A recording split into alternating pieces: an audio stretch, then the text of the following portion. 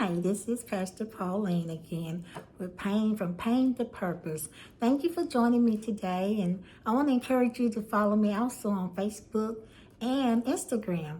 And make sure that you put a comment or subscribe to this channel if it's something that you've been blessed with or can help somebody else. Hey, share the good news, right? Well, today I just want to talk to you once again about your purpose.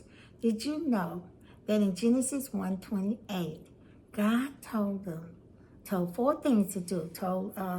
When He created us for His purpose, when He created man and woman, Adam and Eve, He said, I want you to be fruitful. I want you to multiply. I want you to subdue the earth, and I want you to have dominion, meaning authority over every living thing, everything. That God gave us purpose from the very beginning, that He created us for a relationship. But in that relationship will be the very image of Him, and He turned around and said, I trust you. I trust you in creating this for you. The angels didn't have that authority. The beasts and the elders don't have authority.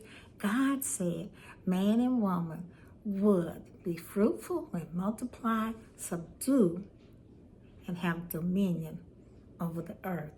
Well, what happened? What happened? So see, from the beginning, there's always been an enemy called Satan that will come to try to pervert or kill your purpose. He'll try to pervert it to doing something else for ourselves instead of glorifying God.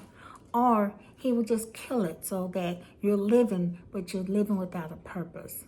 So when you don't have a purpose and you're not walking in fullness of your purpose, well, Miles Monroe said that destruction or death is kind of inevitable because you're miserable when you're not walking in your purpose. So God created Adam and Eve to have purpose in the garden, to be fruitful, multiply, subdue the earth, and have dominion over it. Well, there comes old serpent Satan. So he used, them to eat the fruit, and then they got kicked out of the garden. But fortunately, God clothed them with animal skins, meaning that He covered us. Even from the beginning, He covered us. So I'm going to talk today about what did Adam, Eve, Saul, some of the others have in common with us today. Well, we've already talked about Adam and Eve. And what did Adam do when God saw them in the garden?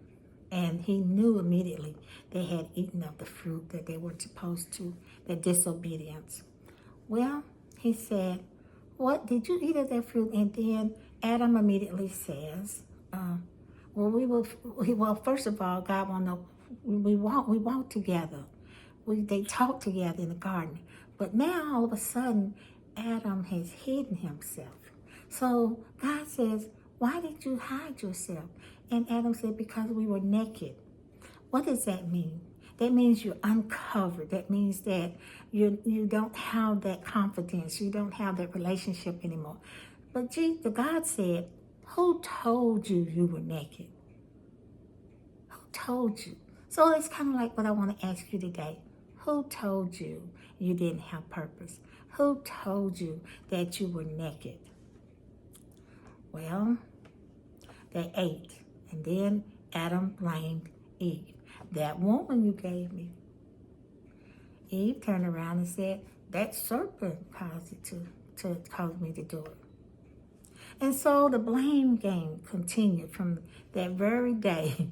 There's been this blame game and the no longer having that authority, that confidence, and that purpose. Now they'll come and start doing something, but look at it. Anytime they go outside of what God told them to do, instead of being humble and repentant and picking up where they left off and starting all over again, they make up excuses. I blame this person. And like I shared with you with my story, I could have blamed everybody. I just shared the story. But in those moments, and I'll talk about it in another video, what I learned to be who I am today with some of the most horrible things I've been through. So, well, we're going to talk about the same line in later generations. In 1 Samuel 15, Saul received clear instructions from God to destroy everything possessed by the Amalekites. But he didn't. He kept the best of the sheep, the best of the cattle, and he was going to give them to, and said that everything was good. Well, when the prophet Samuel asked him about it and challenged him, why did you leave these? He defended himself, saying the soldiers took the sheep and cattle from the plunder. The best was devoted to the God in order to sacrifice to the Lamb, my God, at Echo. God didn't tell him to save any for a sacrifice. He told him to kill everything. But here's Saul blaming some of the soldiers, or he was either in denial. And that's what some Christians do today. We spiritualize everything. We got an excuse for everything. When you're confronted with something that they asked somebody that they were supposed to do and they didn't do it, they're like, first of all, they'll question God like Adam and Eve did. Said, well, you said that we could eat this, like the serpent told them. Or, like serpent manipulated them in a part truth. Or like Saul in denial and said, well, this is the way we're supposed to have done it. Well, let's go on to another one. So, like just Saul didn't take responsibility for what he was supposed to do. Well, there's another one, I believe it was Aaron in the Bible that, Moses had gone up to visit God, right? And get the tablets. Well, Aaron was in charge. Well, the people started talking about, well, where is this God? Where is this Moses? He ain't come back, and we need a God. We need someone here. So they talked Aaron into making this golden calf thing, right?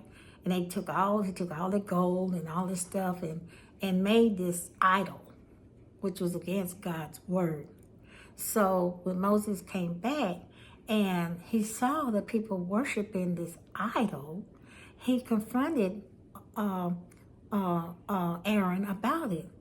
Well, what did Aaron say? Well, the people said that you was taking too long to get back, and so I put the gold in the fire, and out came this idol. It just came out.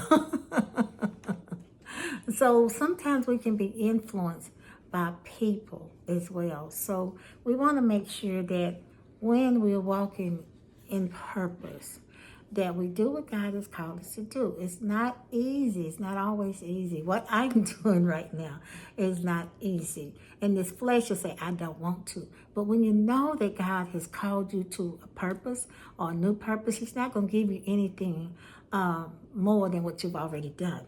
And when you've done that, He doesn't settle, and that's good. He continues challenging you because He knows there's more in you.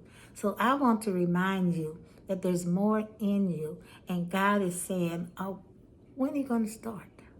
When are you going to stop the excuses, stop allowing situations and circumstances, stop blaming, my past, what mama did, what my daddy didn't do, these things, I didn't like the opportunities, whatever the excuse may be. Let's start today and say, it's me. It's me, O Lord, in the name of prayer, in the need of prayer. And pick up that mantle and that staff that God has given you, that rod He's given you, tug the little sheep along the way, and start. It may be just a small thing, but start. Do that first step and start. And you will be surprised at how many people you bless. Even if you just share it to one person, to your friend, to your children. They may not know your story. See? I just found out today my grandson was following me. But it's been a blessing to be with you. Please make sure to subscribe, to comment, and share the story with somebody else. Bye-bye until I talk to you later.